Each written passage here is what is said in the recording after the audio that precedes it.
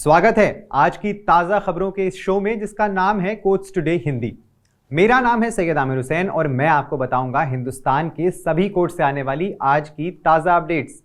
इन खबरों के बारे में अधिक जानकारी के लिए ज़रूर जाइए www.livelaw.in पे। वैसे तो इन सारी ही खबरों के लिंक आपको नीचे डिस्क्रिप्शन में भी मिल जाएंगे। तो आइए आज के एपिसोड को शुरू करें। आज की खबरों की शुरुआत एयर पोल्यूशन के मामले से। सुप्रीम कोर्ट ने आज दिल्ली सरकार और दिल्ली के पुलिस कमिश्नर को हलफनामा दाखिल कर दिल्ली में पटाखों पर प्रतिबंध लागू करने के लिए उठाए गए कदमों के साथ साथ अगले साल प्रतिबंध का अनुपालन सुनिश्चित करने के लिए प्रस्तावित कदमों के बारे में बताने का निर्देश दिया। न्यायमूर्ति अभय एस ओक और न्यायमूर्ति ऑगस्टीन जॉर्ज मसीह की पीठ दिल्ली एनसीआर क्षेत्र में पटाखों, पराली जलाने, कचरा जलाने, वाहन उत्सर्जन, औद्योगिक प्रदूषण आदि जैसे स्रोतों से वायु प्रदूषण से संबंधित एमसी मेहता मामले की सुनवाई कर रही थी। न्यायालय ने अधिकारियों से आगे पूछा कि दिल्ली में पटाखों पर स्थायी प्रतिबंध पर फैसला लेने के लिए क्या किया जाए। कोर्ट ने आदेश दिया। इस बीच दिल्ली सरकार और अन्य अधिकारी दिल्ली में पटाखों के इस्तेमाल पर स्थायी प्रतिबंध के मुद्दे पर भी निर्णय लेंगे। आज सुनवाई के दौरान जस्टिस ओक ने कहा कि कोर्ट प्रतिबंध को दिवाली से आगे अन्य त्योहारी मौकों पर भी बढ़ाने का प्रस्ताव रखेगा, लेकिन पहले मौजूदा प्रतिबंध आदेश की प्रकृति को देखना चाहेगा। अगली महत्वपूर्ण खबर में पश्चिम बंगाल की एक अदालत ने आरजी कर बलात्कार और हत्या के आरोपी संजय रॉय के खिलाफ आरोप तय कर दिए हैं। रॉय को आरजी कर मेडिकल कॉलेज और अस्पताल में रात्रि शिफ्ट यानी नाइट शिफ्ट के अंत में एक प्रशिक्षु डॉक्टर के साथ क्रूर बलात्कार और हत्या के मामले में एक संदिग्ध के रूप में हिरासत में भेज दिया गया है। अदालत ने यह भी कहा है कि मुकदमा 11 नवंबर को शुरू होगा। प्रशिक्षु डॉक्टर के साथ जघन्य बलात्कार और हत्या के कारण देश भर में अशांति फैल गई थी। कार्यस्थल पर बेहतर सुरक्षा स्थितियों की मांग को लेकर चिकित्सा पेशेवरों सहित देश भर में विरोध प्रदर्शन भी हुए थे। आगे बढ़ते हुए केरल के पत्रकार सिद्दीक कप्पन के मामले में सुप्रीम कोर्ट ने सोमवार 4 नवंबर को जमानत की शर्तों में ढील दे दी। कथित हाथरस साजिश मामले के संबंध में उत्तर प्रदेश के पुलिस स्टेशन में हर सोमवार को अपनी उपस्थिति दर्ज कराने की शर्त हटा दी गई है। न्यायमूर्ति पीएस नरसिम्हा और न्यायमूर्ति संदीप मेहता की पीठ ने कप्पन द्वारा दायर एक आवेदन को स्वीकार कर लिया, जिसमें जमानत शर्तों में ढील देने की मांग की गई थी।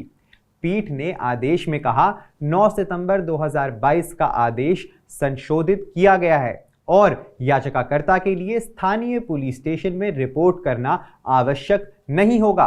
वर्तमान आवेदन में की गई अन्य प्रार्थनाएं स्वतंत्र रूप से की जा सकती हैं।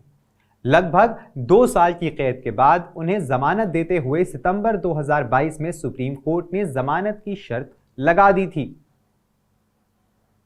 अगली खबर में पंजाब के सीएम बेअंत सिंह हत्याकांड से संबंधित सुप्रीम कोर्ट ने आज 4 नवंबर को 57 साल के बलवंत सिंह राजोआना, जो बब्बर खालसा आतंकवादी और मौत की सजा वाले कैदी हैं, द्वारा दायर याचिका को 18 नवंबर के लिए टाल दिया। Justice B R Gavai, justice Prashant Kumar Mishra और जस्टिस केवी विश्वनाथन ने कहा कि वे मामले को सुनने के बाद ही राहत पर विचार करेंगे।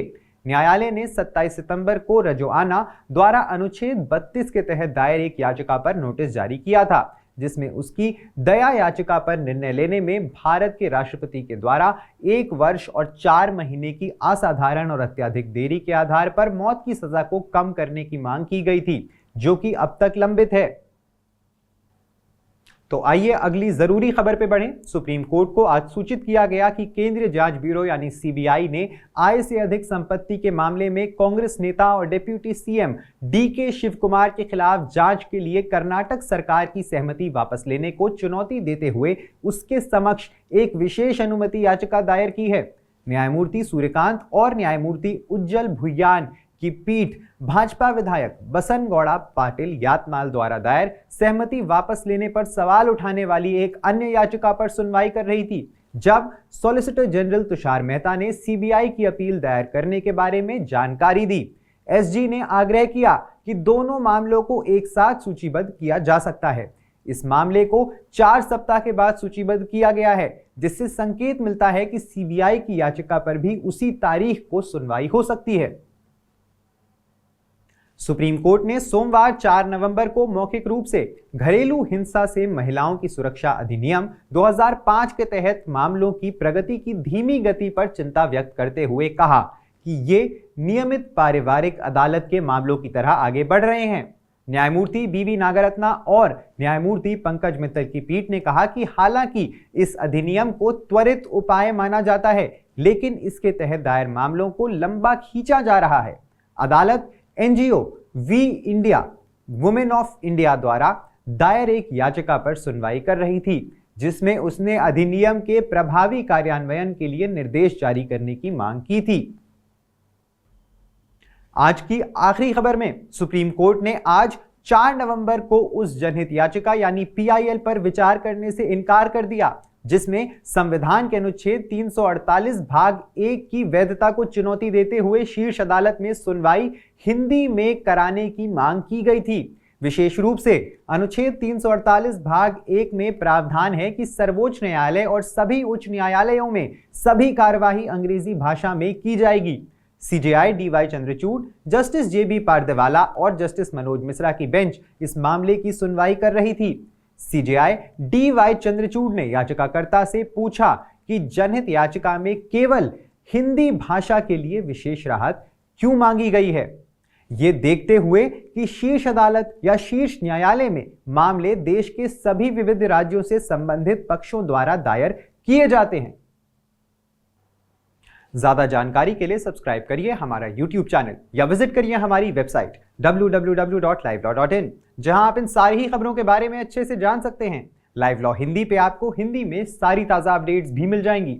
अगर आपको ये वीडियो पसंद आया है तो इसे लाइक करिए और कमेंट करिए अपने व्यूज। हमें YouTube पर सपोर्ट करने के लिए हमारे चैनल को ज्वाइन करिए एज अ मेंबर, और सिर्फ 89 रुपये प्रति माह में आप हमें सपोर्ट करके लीगल जर्नलिज्म को प्रमोट कर सकते हैं। धन्यवाद।